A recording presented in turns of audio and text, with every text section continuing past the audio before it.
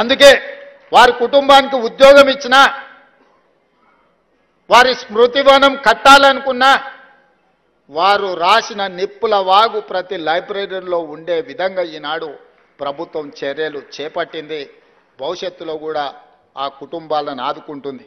ఇదే కాదు, ప్రభుత్వం వచ్చిన మొదటి సంవత్సరం పూర్తి చేసుకున్న సందర్భంలో 9 మంది తెలంగాణ ఉద్యమకారులను, కవులను, గాయకులను సచివాలయం సాక్షిగా వాళ్ళని సన్మానించుకోవడమే కాదు, వాళ్ళను గుర్తించాలి, వాళ్ళను ఆదుకోవాలన్న ఉద్దేశంతో 300 గజాల ఇంటి స్థలాన్ని, ఎందుకంటే వీళ్ళందరూ నిలువ నీడ లేకుండా ఒకవేళ నీడ ఉన్నా ఆ నీడను తెగనమ్మి తెలంగాణ ఉద్యమంలో వాళ్ళు భాగస్వాములు అయినరు. ఈరోజు వయసు ఉడిగిపోయింది, తిరిగి సంపాదించాలన్న సంపద ఎట్లుంటుందో సంపాదించడం ఎలాగో తెలియలేనంతగా ప్రజలలో మమేకమైపోయిన ఆ 9 కుటుంబాలను ఈరోజు ప్రభుత్వం గుర్తించి వాళ్ళని ఆర్థికంగా ఆదుకోవడమే కాకుండా వాళ్లకు ఇళ్ల పట్టాలు ఇళ్లకు స్థలం ఇవ్వాలని అనుకున్నాం.